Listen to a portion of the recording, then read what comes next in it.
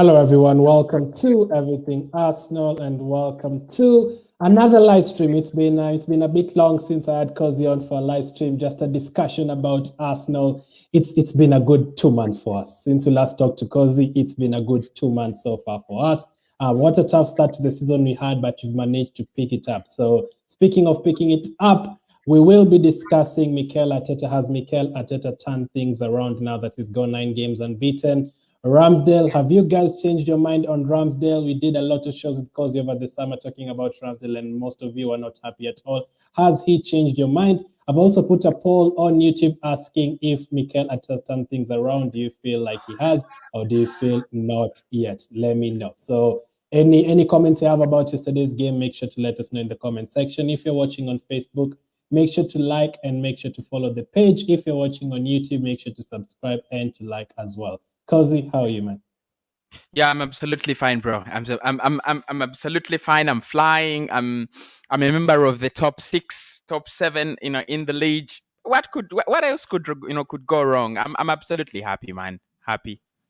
Absolutely happy. I mean, after that City game, we were crying. After that City game, there was a Arteta out. There was these players are not good enough. What are these players doing? We'll come to that, but we have to start with yesterday's game at Leicester. We have to start with yesterday's game at Leicester. What a win! What a victory this is. I had a journalist saying that we have a good record against Leicester. We actually don't. Like Leicester away from home. Leicester away from home. Apart from last season and the season where they won the title, where Sanchez scored a hat-trick, they've always beaten us. That was Emre's last away game. They've always beaten us away from home. If you look in the last around 7 games that we played against them, we don't have so many wins. And someone saying that we have a good record on them. For me, it was getting the facts wrong. We do not. Yeah. We do not have a good record against Leicester. So seeing Arsenal pick it up yesterday was good. So let me take you back to Tottenham. Obviously, I know I told you guys I was happy with the Brighton result. I know Cozy was one of those people who was not happy with the draw at Brighton. He expected more. So obviously, we had beaten Tottenham by 3-1 the previous week. And then at Brighton, most of you are disappointed with the performance. And obviously at Palace, again, we drew. This time around, we beat Aston Villa. Were you also really, really looking to see how we were going to do at Leicester, or were you happy with the Aston Villa result, period? I think with the Aston Villa result, I was the first thing is it was kind of revenge, because it was so it was so painful when they beat us last season. Well deserved victory, by the way, but it was so painful for me, very, very painful. So I wanted a revenge. I was so happy when we beat them, but I realized that they were not the Aston Villa. They didn't actually come to make it. They didn't make it so hard for us. We tore them apart, but they were already torn apart when they came onto that pitch. They were already torn apart. So I wasn't really carried away. Yes, I felt this kind of triumphalism a little bit, but I felt like they didn't bring the Aston Villa character, the Aston Villa, the Aston Villa way. We know the way they were playing last season. I think they missed Jack Grealish. I said that on my reactions, but I was happy. I was a little bit carried away. I was really, really happy. So against Leicester, so you're waiting to see how we did against Leicester. What were you hoping to see against Leicester? A similar performance? Was this the game that you're really looking at to know whether Arteta has changed things around? Was this the game you're looking at to see whether the signings have really settled in the team? Was this the game for you?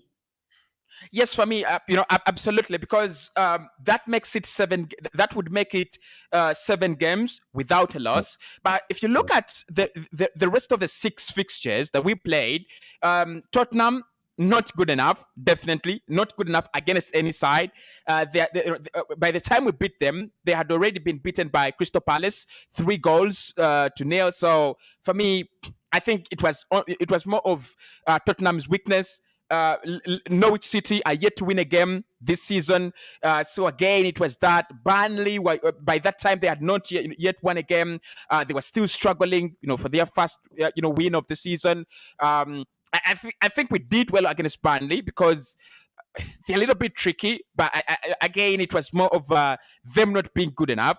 So all the sides, apart from Crystal Palace and Brighton, the other sides that we did, we didn't lose to were not good enough. So for me, Leicester City was more of, we're playing a side that is now good enough. We're playing a side that is almost at the same level. It could be maybe not the ultimate test. Maybe the ultimate test could come against Liverpool next, after we play Watford.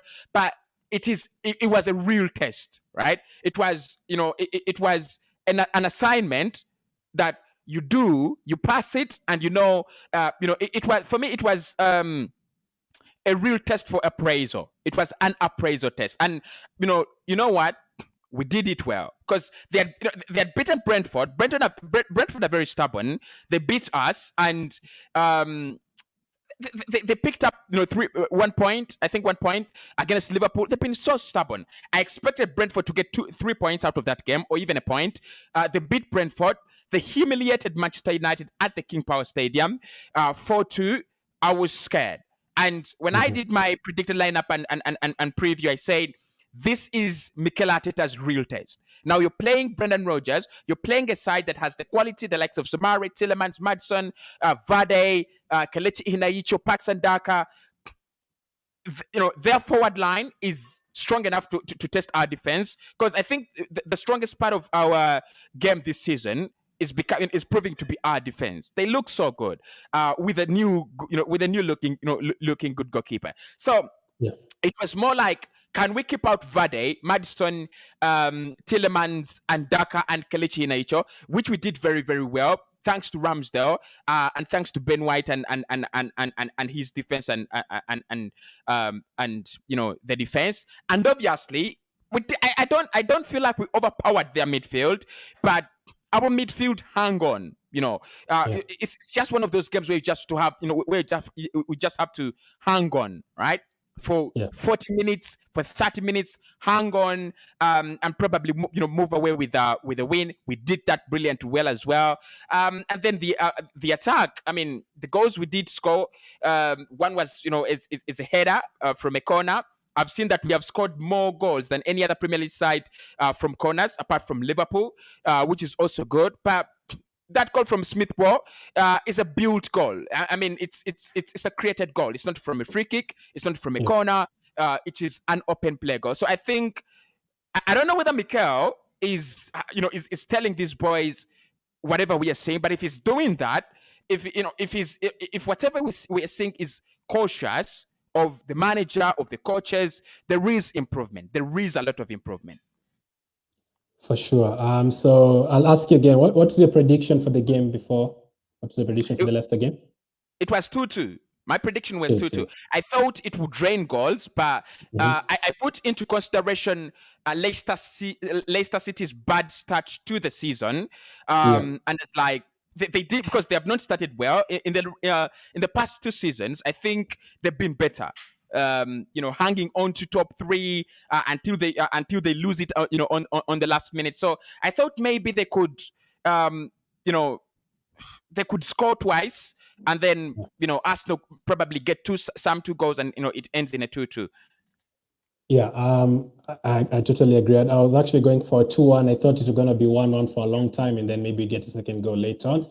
So I'd gone for a 2-1. So again, let's take it back to the Burnley game, Norwich game. Obviously, we won those games, but a few Arsenal fans were not happy at all because of the performances. How did you look at it during that period? Are you like, we are just getting the results, let's just climb the table? Or are you looking at it like, no, we did not play well against Norwich, did not play well against Burnley, we just got the 3 points? How are you looking at it at that time?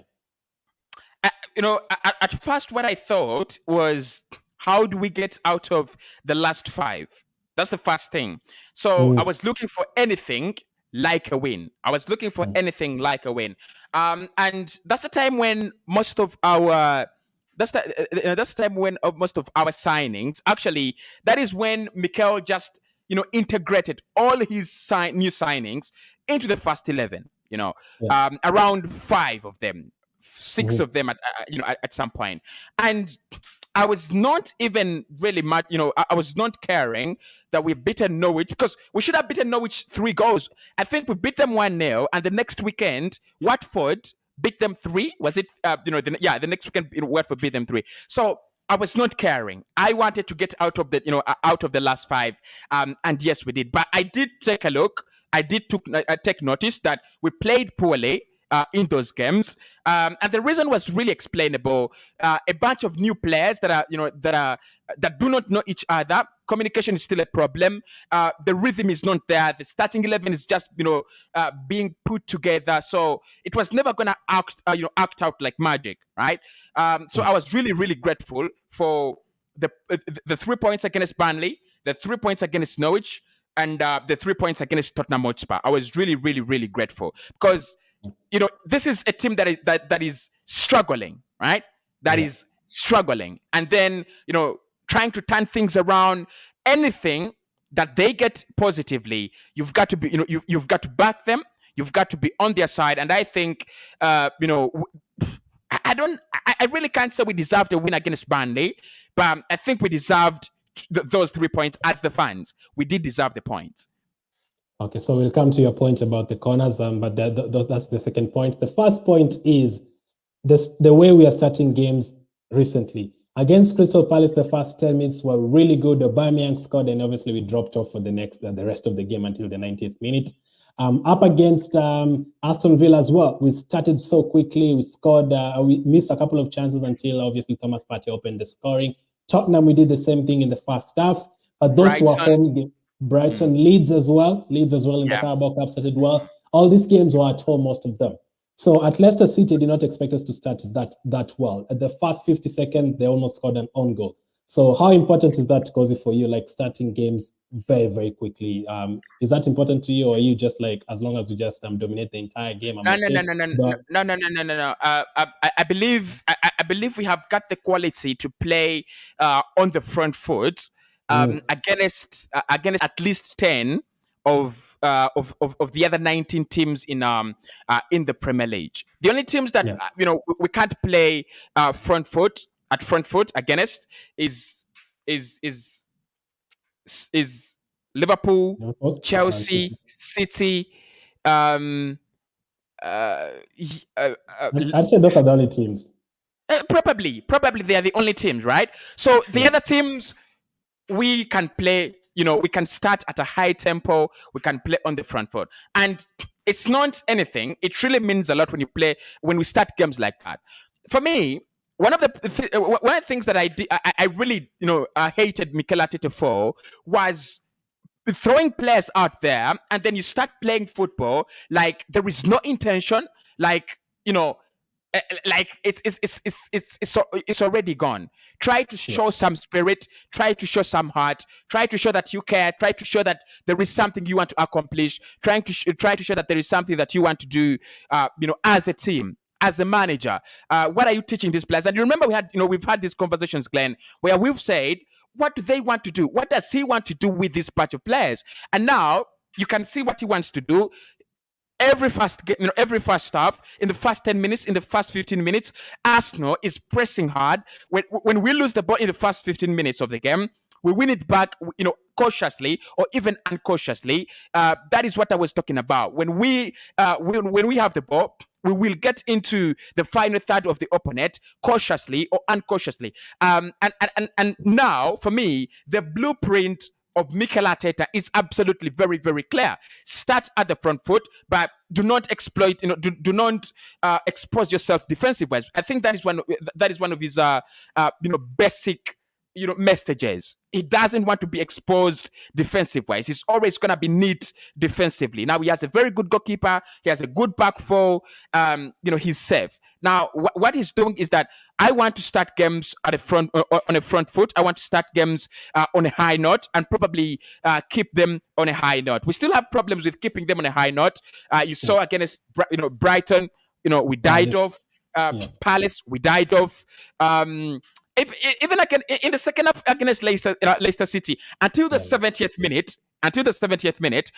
they could have got anything. Big up to Aaron Ramsdale. Again, we still have those kind of moments where we switch off right from last season, I think.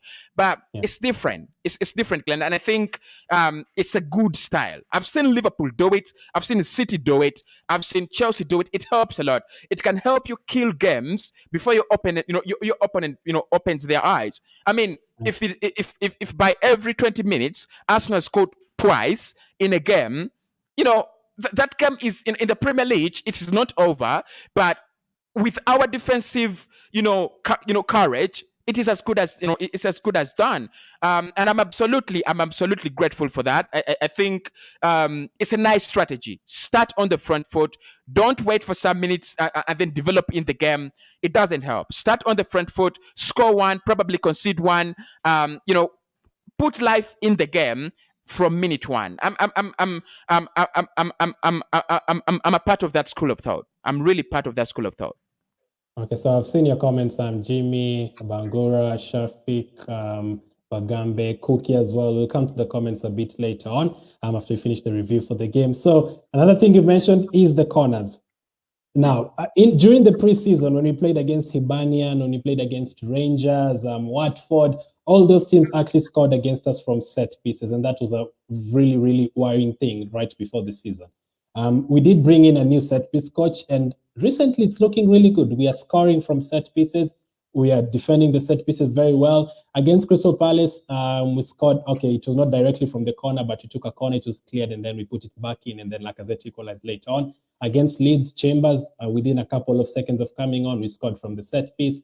Against Aston Villa, Thomas Partey, who even knew Thomas Partey could head the ball, scored immediately. And yesterday, Saka, very, very good as well. The set pieces, do you think, would you give that to the set piece coach? Or because personally, I'm really happy that Saka and Smith have really improved their corners. Pepe obviously hasn't played recently, but these guys have really improved their corners. So do you give that notice to the set piece coach, or do you think it's the players by themselves who have improved in terms of taking the corners? No, it's the coach. It's the coach. I think everything that we see on the pitch is really influenced by the coaches. I think they do have a very high degree of influence on what happens in the 90 minutes, despite the fact that we shall all shout, Arteta out, Solskjaer out, Nuno out. But we know Nuno doesn't handle goalkeepers alone. He doesn't handle midfielders alone. He doesn't really handle, defenders alone. He has coaches. And for me, it's the coaching. Because what we are looking at is, have you seen how we defend in set piece situations? Usually, yeah, go ahead. Yeah. It's like right off the training ground, right? There are things that you do and you feel like this is really natural from a player, and you can see things that have been manufactured right off the training ground. I think the goal that Gabriel goal, that one is a set, is a training ground goal. That's a training ground goal, and we are improving day in, day out. Because for me, that goal and the one Partey scored, they are similar. Bring that ball, a little bit deeper inside, right?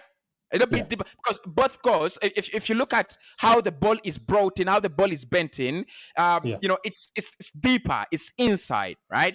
And then it's just like a little brush, It doesn't take a lot of energy, it doesn't take a lot of effort. You can see Gabriel is not alone. There are three players around him, right? And it's just a little brush, and he finds the back of the net. It's something that happens. Whipped in. Yeah, the corner is whipped in. All you have to do is just to put your head there. Yeah, exactly. It's the same thing when with Thomas Partey. The corner is whipped in. There's space on it. It just puts his ball, directs it, gives it a little bit direction. Yeah, the goalkeeper doesn't do well, with that Thomas Partey goal. But Arsenal fans like me could care less. We have the goal, and we proceed. So it's the goalkeeping. I'm sorry. It's the set piece coach. I think he's doing well. I think he's really, really doing well. Because defensive wise, I don't think when we are when we are conceding a corner, I don't think I'm pressured. I don't feel the pressure.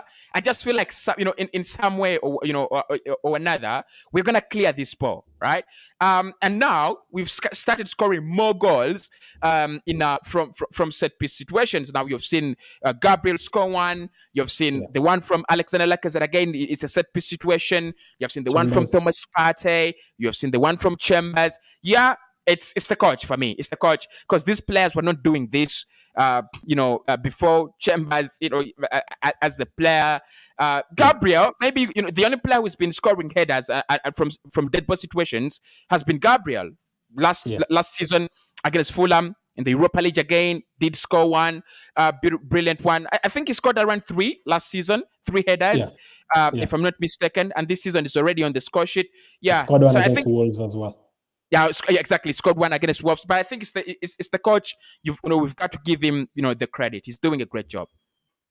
Okay, awesome. So far we've talked about Arsenal starting games quickly and the set pieces, the things we noticed from yesterday. If you're watching live, make sure to hit the like button and let us know what you make or we made of the game yesterday. Has Arteta turned things around for you? If you're watching on replay, also feel free to comment. We'll reply to your comments. So the next thing I want to take a look at, because is the Arsenal lineup yesterday and the lineup we had against Manchester City the last time we lost a game. So I'll read it out for you guys as I put this on screen. So that was our lineup yesterday. We'll also talk about the formation change because a bit later, how we've changed the formation recently. So I'll compare it from the last time we lost a game. So the last time we lost a game was against Man City, and this was our lineup. In goal, we had Leno. You can see that is a different player there. We also played the back five. The back five at the right wing back position, we had Cedric against Manchester City. At left wing back, we had Tierney. Let's not put Tierney in the bad players, but I'm just talking to you about the lineup the other day. And the centre backs were Kolasinac, Holding, and Chambers. So from the back six, Leno, Cedric, Chambers, Holding, Kolasinac, and Tierney. From the Man City game, as you can see on screen right now, from the Leicester game, none of them started. Those are already 6 changes from the last time we lost a game. In midfield, I remember how Cozy was so mad at this. We played Odegaard and Xhaka in midfield. I remember how Cozy was arguing about Odegaard playing in midfield against Manchester City. Yesterday, we had Partey and Lokonga. We also had Smith Rowe, Saka, and Aubameyang. So from the City game and from yesterday's game against Leicester, we made 8 changes. There's been 8 changes to the starting lineup. So how important is that? Do you think the change has been because of Arteta's tactics? Do you think it's because we've gotten our players back, the new players are now fitting in? Because clearly, the last time we lost the game, 8 of those players did not play yesterday, for example. Yeah, absolutely. You're right. I think the first thing is the lineup that played against City. However much we didn't deserve to lose in the way we lost, humiliated. I think that lineup should be our second lineup. It should be our second lineup. It should be our second lineup. It should not be playing in the Premier League at all. I mean, Kolasinac, Holding, Chambers, Cedric. Kolasinac. For me, I would still go with Leno. Got no problems with him. Ramsdale is just superior, at the moment. But Leno doesn't really make Leno one of the worst goalkeepers in the world. Holding, not good enough. I said that right from last season. Everybody knows that. I advocated for him to get out. All the 3, Chambers, Cedric, and Bellerin. I advocated for them to get out. However, it's not been a big fan of Granit Xhaka. Everybody knows that, and we played without a 6 in that one. So, look, it's that time when you play five at the back and you concede 5. So every one of your defenders, swallows a goal, right? every one of your defenders really, swallows a goal. But I think there's been a lot of improvement. And look, you give Mikel the credit where he deserves it. There's been a lot of improvement. He's dropped a couple of players ever since then. You said 8 changes. That's a lot. 8 changes from the Man City game. Yeah, yes. That is a lot, and that is really, really brave, right? Because the likes of Nuno, Tavares, Kiantian is injured, but Nuno is now getting game time. Lokonga, obviously because Xhaka is injured, is now getting game time. Odegaard will definitely get game time. I think his position is going to be up for grabs between him and LACAZETTE, because LACAZETTE really, for me, engages the team very, very well. Odegaard is also a very good player. I saw him when he came on against Leicester City, and I was impressed. I was really impressed. I just need him to do more, just like Smith Rowe. I need him to take more risks. And then you have Ben White. He has only had one bad game against Brentford. I think the rest of the games he's been fine. Then Aaron Ramsdale. I think there've been some difficult, decisions to make. Drop Leno and start Ramsdale. That is one of the hardest decisions. One of the hardest decisions. And then another hard one we made in the summer is letting Saliba go out on loan to Marseille and then signing in a 50 million centre back who's only played one season in the Premier League, in the top flight. I mean, that was also a hard one, but he decided to do it, and it's now he's now our main centre back. I've had people, calling him, probably future captain and things like that. Hopefully, and he becomes, as good as that. Then you have Tomiyasu, who is over the top. Absolutely over the top. Fans' favorite. Apart from Ramsdale, I think he's fans' favorite. And he just rectified that. Look, I think the changes were needed. That's the truth. The changes were needed. And I'm just trying to, agree with Edu that probably we needed to spend this 160 million on the foundation, right? On the structure. Bring in 6 players, form a structure. If they can now look at what Edu has in mind, because what he said in that Sky Sports interview was, we brought in 6 players in midfield, in defense, in goal, and at attack. That is good. Yeah. So his idea is now that Arsenal can now go in a transfer summer and bring in only one player worth 70 million, right? So if that is the plan, which I doubt is, because look, I've been an Arsenal fan for quite some time, and I really don't get carried away. But if that's the plan, it's a perfect one. It's really, really a perfect plan. Just imagine if this January no one comes in, right? And then in August or in June or May or July, we bring in a Dennis Zakaria and I don't know, maybe a Jude Bellingham. I mean, I could be. I wish. I also wish. Yeah. Look, if you brought in a Jude Bellingham, one player like this, Jude Bellingham, I would be fine. And I'm saying this, clip this out. I'll be fine. If you brought in a player with the quality of Jude Bellingham in the summer, one signing, because for me, Jude Bellingham rectifies our midfield. Absolutely, he does that. I'll be absolutely fine. So I think the changes were needed. And I think the results that we are seeing at the moment are basically because he took the difficult decisions, right?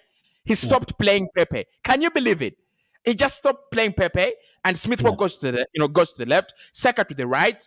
In the middle, he realizes that LACAZETTE is needed. He plays him. I think he's acting like a real manager, right? He's acting like a real manager, not a boy who is in love with a couple of players and hates some, right? My only problem with him now is that he's not giving Gabi Martinelli time. That's my only problem with him, right? I need Gabi to get some 8 minutes per game, 7 minutes per game. He deserves that, right? You can see what managers like Guardiola are doing. I mean, there is this young kid. He's giving game time now. Really can't remember the name. I think it's right. Which team are you talking about? City. They have that small boy. I think shot 80. I know you're talking about. That's Palmer. Palmer, exactly. You see, so look, if Saka got injured today or Smith Rowe, right? Yeah. You should have a backup, but you're not going to force Martinelli to play well if you've been neglecting him, throwing him out of games like that. You've got to give him a reason, to be excited, right? You've got to give him a reason to feel as. What did you make of his performance though against Leeds, him and Pepe? Look, I'm gonna say this. Not really impressed for me. I've seen a couple of people say, I'm not this season. I'm not yet impressed with him. With Gabi, not really yet impressed. Yeah, he started the season when the likes of Aubameyang and LACAZETTE picked up COVID, right? He started the season, but I've not yet seen the player we saw under Unai Emery. I don't know if you agree with me. the player who's hungry to score, the player who's happy to, create chances for others, the player who's happy to take risks. We've not seen that. We've not really seen that yet, but hopefully we will. But I'm not yet contented with him. And the question for me is on Mikel. Why doesn't he give him consistent game time? Because that's what he needs, right? He's not. He's not. A player that you bring on, shines, and then you throw him away, and then when you need him, you bring him back. No, he's young. He's just turned 20. Give him at least 10 games consistently, right? I don't see the reason why Pepe gets a lot of playing time and Martinelli doesn't. I really don't see it. But look, overall, credit deserved to Mikel. Really, credit deserved to Mikel. Okay, so another two topics on the lineup topic, another two discussions on the lineup topic. The first one is the one you've been talking about, Lacazette. Obviously, we were starting with Smith Rowe, Odegaard, and Saka, and then Aubameyang up front for like 3-4 games.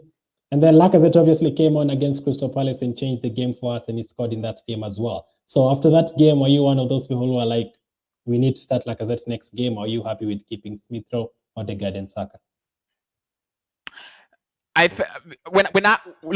Before I saw the 4-4-2, I was thinking about probably giving Lacazette a chance ahead of Aubameyang. That is, I'm gonna be honest. Yeah, that's what I thought. Give him a chance. Okay, yeah. Give him a chance ahead of Aubameyang. But when I looked at the 4-4-2, I think that was against. Was it against Aston Villa? Yeah. The first time we saw it, right? Yes. When I looked at the 4-4-2. Odegaard being kept out and Lacazette dropping deeper, because he does that so well when he drops in a little bit, fetches the ball and carries it for Aubameyang, creating that kind of space around there for the likes of Smith Rowe to run into, the likes of Saka to run into, who I think is very, very unfit, by the way. I just felt like, maybe we could just try out this kind of 4-4-2, because what it does, Glenn, and what I realized is we defend so well at the expense of our attack. Yeah, that's it. We defend so well, but our attack is limited. When you have Lacazette and Aubameyang, you have two strikers. You have Partey, who's got the duties to link up play between your defensive and your offensive. Then you have the likes of Smith Rowe and Saka. You have a couple of players now committed to you scoring a goal. Just that. You have two up front, you have two on the flanks, and you have one in the mid. You have 6 players committed to you scoring a goal. I think 7 with Kianti and Onuno. Tomiyasu doesn't really help us much going forward.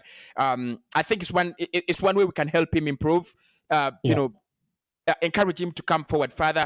But the 4-4-2, and why I like it, is it gives us a balance, right? It gives us a balance. We have a very good defense of 4-5. Lokonga is a very, very good defensive midfielder. I said that when we saw him in the preseason. I said he's one of those players that Arsenal should be looking at this season. Because for me, he does the defensive midfield role better than anyone in that Arsenal side. Better than anyone. The discipline, the patience, you need it very, very much. The patience, he has it. And I think his passing is accurate. Very, very, very, very, very good. So I just look at it and I'm like, maybe the 4-4-2 could be one of the ways we can get better. Have 6 players committed to attacking, and you have the rest of the 5 committed to the defensive part, where Mikel is more interested. Yeah, what else could go wrong, right? What else could go wrong? So you're happy to go without Odegaard for a few games? That's a big question. That's really a big question, because I think my problem with Odegaard is taking the risks. Like Lacazette. He doesn't do that. Lacazette is a risk taker. Even when it comes to carrying the ball, right? Even when it comes to carrying the ball, you just love it when he's on the ball, don't you? Because he's progressive. You see that you're going somewhere. You see that he's taking you forward. Odegaard is also a very good player, but for me, it's the risks. If I have Odegaard, turned into a player like Tillemans, right? In that area, I'm absolutely okay with him playing, ahead of Alexander Lacazette. But I think Odegaard doesn't deserve to be on the bench, and in the end, he's gonna come back into the team. He's gonna come back in the team. But look, when we play against Watford, let Odegaard start. He's here for a longer time. When we play against harder teams, probably Lacazette should start because you know him. He's a big game player. He's a game changer, and he's one player that can run the show. And I think we do lack some such players who just run the show. I've been watching Atletico Madrid in the first half, and I've seen Carrasco and I've seen Correa, and I've seen how they play the likes of Rodrigo De Paul, and I'm like, how I wish we could have three players: Rodrigo De Paul, Carrasco, players that do run the show, right? And like I said, he's one of those players. He runs the show. He's not afraid of defenders. He's not afraid of midfielders. He does his thing. So, look, I want Odegaard to get more playing time, right? Against Watford, I want to see him in. Against Norwich, I want to see him in. But because he's here for long, next season is gonna be his. It's gonna be his thing. We could just switch them up, just to make Odegaard sure that you didn't come from Real Madrid for fear of lack of game time to come at Arsenal and sit on the bench. You are a number 10. That is your position, and I think Mikel has done it very well. Smith Rowe to the left, in the middle will be Odegaard, and to the right is going to be Saka. I think he's done it very, very, very well. So a few games, it's okay. Let Odegaard, pull out as long as we don't kill him off. Because I don't want him to become another Matteo Guendouzi, another Gabriel Martinelli, another Saliba. I don't want to have that discussion. I really don't. Okay, so that is the attacking. Let's go to the defense. There's this guy called Gabriel. He has been superb. I said last season he was one of the reasons why we managed to win in stadiums we never win, like at Old Trafford after 15 years. He was one of the reasons why we managed to win in those stadiums. Stamford Bridge, for example, we won there last season as well. So how good has Gabriel been? For me, it's like a new signing. He's been like a new signing. He's dominating at the back. He's winning headers in the box up front. Remember that Lacazette goal against Crystal Palace in the last minute? It was Gabriel winning the header. It was actually Gabriel winning the header that came in. So he's been very, very important. How much are you loving the combination between him and Ben White? And do you think, let's say one of them gets injured, do you think the people who are coming from the bench will do similar job, really? He's a fantastic player. That is one of the things we've got to acknowledge. He's a fantastic player. Very, very, very good, especially in the air. And I think God just gives gifts, because Ben White, who is not so good in the air, has been given Gabriel that is so comfortable in the air. This guy wins area duels, man. He really, really wins area duels like nothing. I think that is his area of speciality. He really wins area duels. My problem, though, is if he got injured, would have to really downgrade to players like Pablo Mari. But like you say, that is the word, downgrade. It's a downgrade. But the truth is, he is fantastic. He's so fantastic. He doesn't do a lot in terms of being, ecstatic. He does enough. And for me, for a fullback, for a centre back, when you do what is required of you, full stop, no one is ever going to complain. No one, absolutely no one, nobody is ever going to complain about you. He just does his thing in a way that, you wish every player, at Arsenal could do that. He's so committed. He's got the talent. We know that. And he's young. He's really, really improving. Actually, I believe this season he's a little bit better than he was last season. The trembling has a little bit, been reducing, because I still remember him panicking last season, trembling, right? But this season he's firm. He's firm based on the fact that he doesn't have a senior player, besides him, right? He doesn't have a senior player, besides him. It's one of the things that he's one of the players I'm really, really enjoying. But the partnership between him and Ben White fits perfectly, very, very well.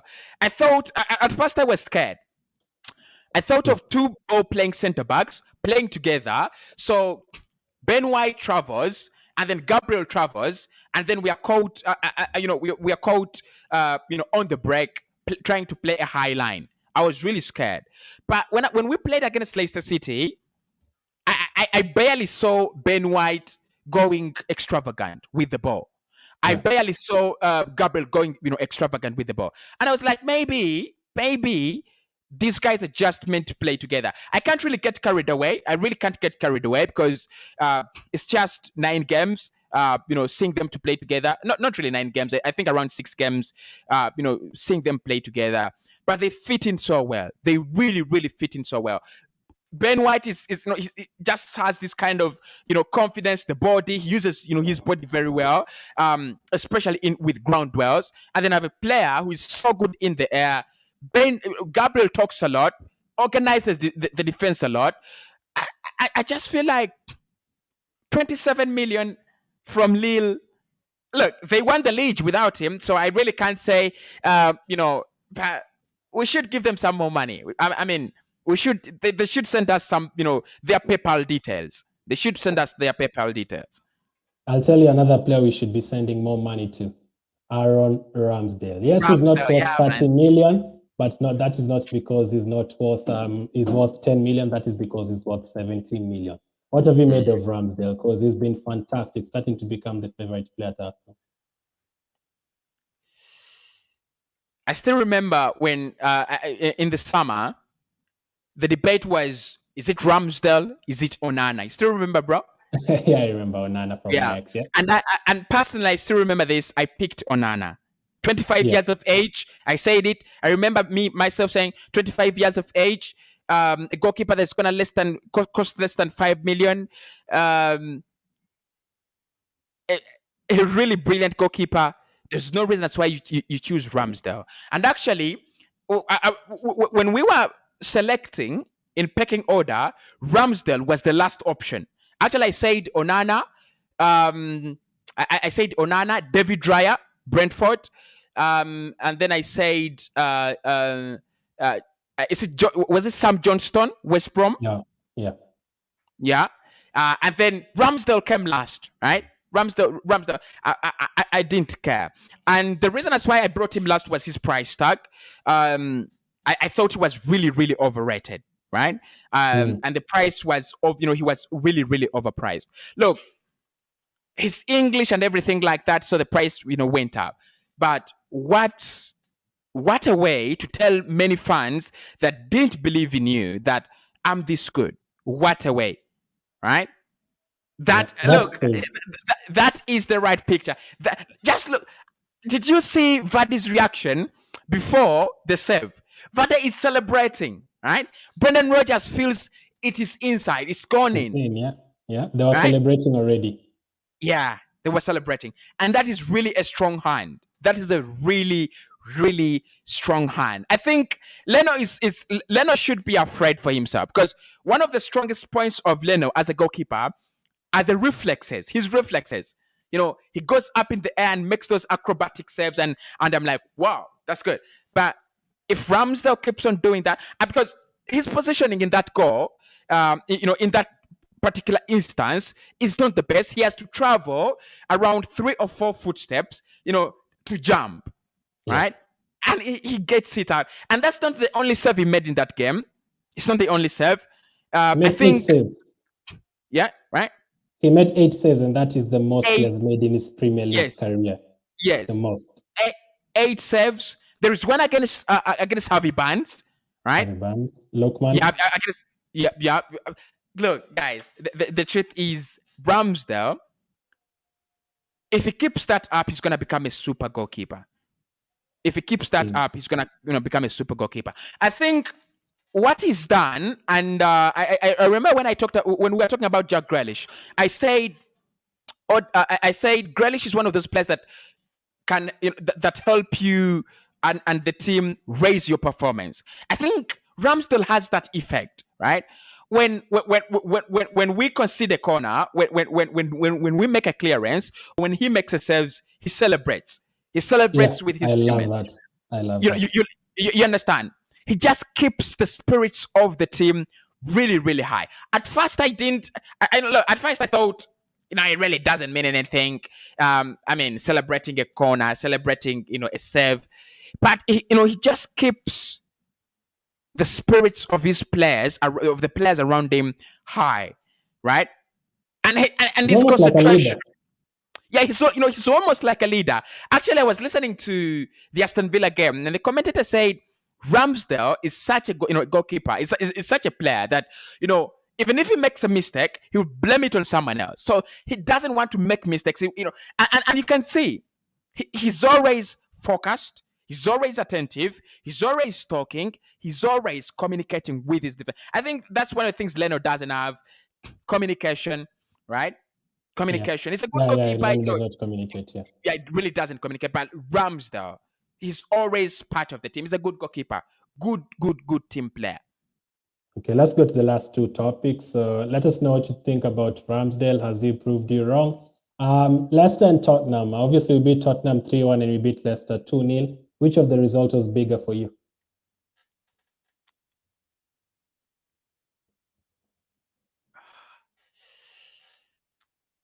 King Power. I think the results are the King Power. I'm gonna say it. The results 100%. The results are the King Power, because you know why the results are the King Power made a lot of sense. Winning that game meant that we are joined. We have the same number of points as West Ham in top 4, number 1. Mm-hmm. But it also it was a way for us to justify and validify, all the wins that we have had, right? Yeah. All the performances. It was, it was a way of showing the footballing world that, look, this is not some kind of abrupt, win, session. This is us playing for football, and this is us trying to pick up points in a genuine way, right? And trying to show the footballing world that this is what we are trying to do, and this is where we are. It was an appraisal. It was an appraisal. Look into yourself. It was a mirror, right? It was a mirror where we had to appraise, to do self-appraisal. And I think we did it well. It was a massive game. It was a massive game. Everyone knows. Everyone is going to say, wow, look, Leeds are really not doing well. Tottenham are not really doing well. So Arsenal beating Tottenham doesn't make a lot of news. But after them beating Manchester United 4-2 and then beating Brentford, everyone thought at least the biggest we could get was a point. But getting a clean sheet there, 3 points from the King Power, away from home. We had only scored 1 goal before going to the King Power. We had only scored 1 goal away from home. Yeah. That was against Norwich, right? Against Burnley from a free kick. Yeah, exactly. So, everything was not really in our favor, but we managed to do it. So for me, it was the bigger game. It was the bigger result. Okay, so after beating Leicester and Aston Villa, can I now ask you about your targets for the season? Obviously, everyone is expecting Chelsea and Manchester City to be winning the title. No one is expecting Arsenal to win the title. And top 4 is going to be hard because there's Chelsea, Man City, Man United, and Liverpool. So do you just want top 6 or do you want a trophy, Carabao Cup? Obviously, you're going to play Sunderland or FA Cup. Which one do you really want? My expectations of the season, I'm looking at 1 or 2 things. One is I want us to have a starting 11 that is well established, have a philosophy that is well established, right? Yeah. If we are playing on the front foot at a high tempo, let's do that, right? Yeah. Let's number 3, let's minimize individual mistakes and collective mistakes. They hurt a lot in the Premier League, right? Yeah. Those are 4. Those are 3. Now, top 6, that's a little bit hard. This season, though, it's a little bit hard for us because however much we're having this smooth run, there are going to be bumps. They're going to be bad, we're going to have bad, bad and poor, runs in the season, right? So I don't care if we finish, if we can make it 7th or 6th in the league, I would be grateful. I would definitely want Europa League football. I would definitely want Europa League football if we can get it. And then I won't focus much on a trophy. I really want to focus much on a trophy. Right? If we get it, it will be a bonus. But can we get ourselves to feel excited, genuinely excited for the coming season? Right? If we can get to do that, to feel genuinely excited, to know that Arsenal have a back four, consistent, we are a midfield three, consistent, and three attacking options, consistent. This is how they play. We have reduced our individual mistakes. When we lose a game, it's because we have lost it to a team who have been good enough. If we win a game, we have we've just implemented we have just implemented our strategy very well. So if we can get ourselves to be genuine, because we are always genuinely we are always excited for a new season because the last season was poor. But can we get ourselves to be genuinely interested in the new season because we are good enough, we are well prepared, right? And for me, this is a preparatory session. This season is sorry for any Arsenal fans who feel like we should be winning the title.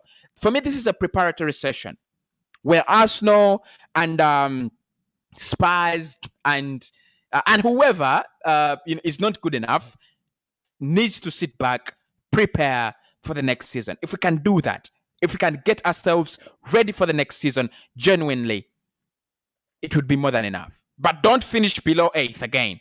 Don't finish below 8. Yeah. Don't finish worse than we finished last season. So the next two questions, just a quick answer on the first one. So we were playing against Aston Villa, Crystal Palace, Leicester, and Watford. 12 points. How many did you want from that?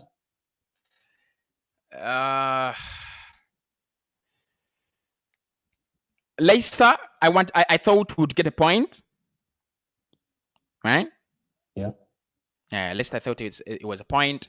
Crystal Palace, I thought right? Palace at home, 3 points. 3 points. That is, I thought 3 points. Villa, I thought we would edge a 1-0. I thought 3 points. I was optimistic, but if they were good, I could take a point. So Watford, come on. So you are expecting 10 out of 12 points. Yeah, so we can still get to 10 points if we beat Watford. Yes, okay, so yes, we can. And of course, the Watford game is going to be a very difficult one. They're full of surprises, aren't they?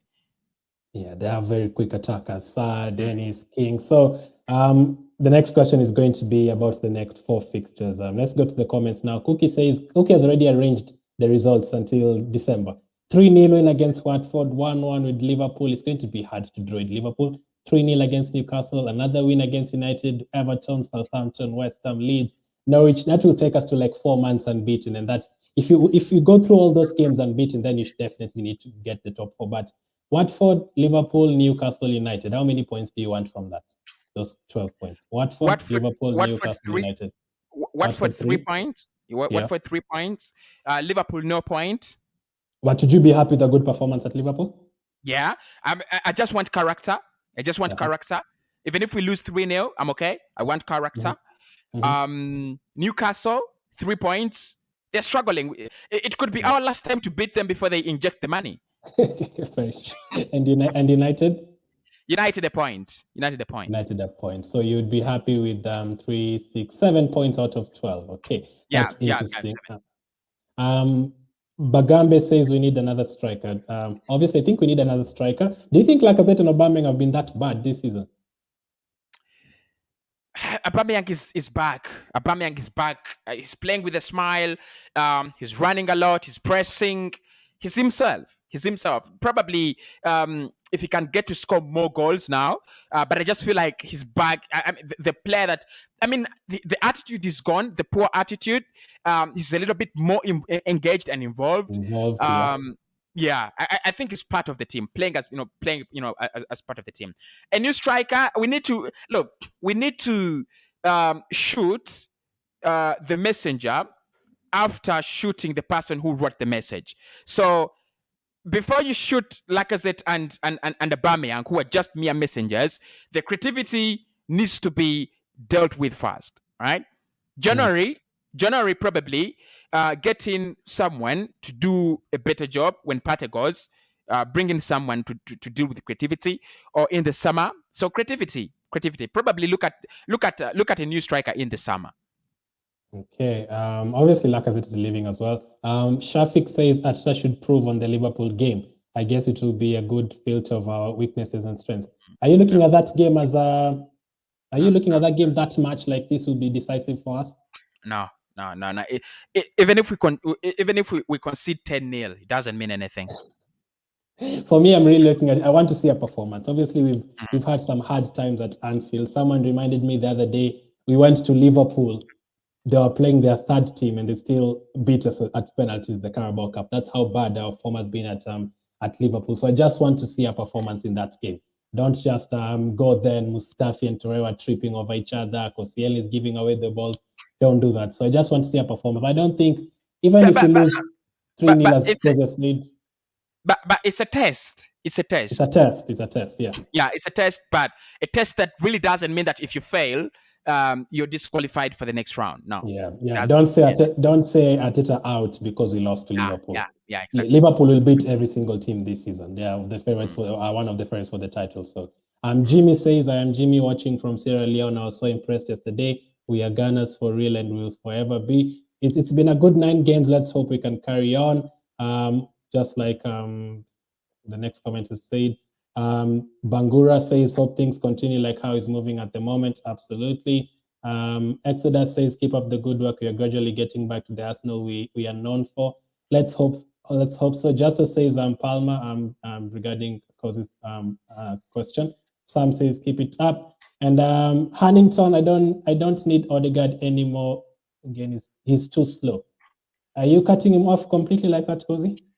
Nah, look, people have already said these things with players because players are not really performing well, and when players perform well, I mean, it's the beauty of sport. Things. Mikel already says this. It's a miracle how things can just change within just seconds, within just minutes, and football is the results-oriented game. So Odegaard at the moment is just facing that. He's not getting the results. The moment he starts getting the results in, nobody will remember. No one. It takes only, for us to impress an Arsenal fan, it only takes 2 good games. 2 good performances. Okay. And Kenneth says, "Are we going to be the most affected by the African Cup of Nations?" I'll give you the answer in terms of numbers, quantity, and also the quality. So in terms of quality, I think Liverpool losing Salah and Mane, that will affect them massively because those are the 2 players at Liverpool when they go to the African Cup. For example, Chelsea will only lose 2 players, but one of them is important. I don't think Ziyech is that important for Chelsea, but I think Mendy is very important. But in terms of numbers, I think we are going to miss a lot of players. Partey is very important. Aubameyang is going. Pepe as well has been on the bench, yes, but obviously in terms of coming from the bench, he will be missing. We'll have the FA Cup during that period. El Neni, in terms of coming from the bench, will be missing. So to answer that question, I'd say yes. I'd say Arsenal are first and Liverpool. I'd say Liverpool maybe first and then Arsenal second in terms of really being affected because Liverpool, who comes on for them when Salah and Mane out there, Chamberlain and Origi, I mean, that is a huge downgrade. So that's why I had Cozy saying January don't sign players, maybe we won't sign players. I think we have to because of the players we are missing. So I talked about one. I said I think the midfield you need to bring in someone on loan, probably someone on loan in the midfield. But I think because for me, Xhaka doesn't come back and gets fit right away, right? So we could need someone like Zakaria, maybe Chamberlain. I'm not really so sure, but Zakaria could be a good fit. But also Brighton are going to miss. They might miss Bissouma and Enoch Mwepu. It could be a big blow for them. Yeah, he scored a good goal yesterday. Mwepu. Yeah, very against Liverpool. Yeah, very good. Yeah, very good goal. So last question for you. Obviously, I asked you this question 2 months ago, and you said Lokonga. I'm going to ask you again. Who has been your best signing so far until now? Ramsdale, 100%. He has changed it. Answer finally got him. So make sure to go and follow because we'll be doing some shows with him maybe from tomorrow. Going for the link is in the description. Make sure to check it out and go subscribe to him. Good win for us. Good win for us yesterday against Leicester. Aston Villa as well, beating them the previous week. Very, very good win. So thank you for joining, Cozy. Make sure to smash the like button if you're watching on Facebook and YouTube. Canon for that says there's still a long way to go in the chat. Yeah, there's still a long way to go, but Yeah, you have to start somewhere. Yeah, and one of the things I want to tell Arsenal fans, and this is going to be true, our harder times are not yet over. If at all, they've just begun. They have really just begun. Just begun. Yeah, you see where United are. They have a lot of quality, but they just seem lost, right? They expect themselves to be challenging at the same level as Liverpool and Chelsea. We have not reached that stage, by the way, right? We will reach a stage where we have creme de la creme, and then we are not winning games, and then you don't know whether it's the manager, you don't know whether it's the players. You can't really say the players because the players are good and are good on paper. Then you can't say the manager because the manager has brought them that far, right? And then you're like, what is going on now? What should we look at? So our hard times are really still to come, but we have to enjoy the good times as they come in, because they just let time fly. And I'm one of those fans who will have. If you watched my fan cam yesterday, I was celebrating. I did celebrate the win, right? I did celebrate the win, and when we lose, I will frown. As simple as that. So let's enjoy the moments, but not really get so much carried away. There is still a long way to go. Awesome. So thank you guys for watching. Make sure to subscribe to Cozy, hit the like button, and I'll definitely catch up with you guys on the next one.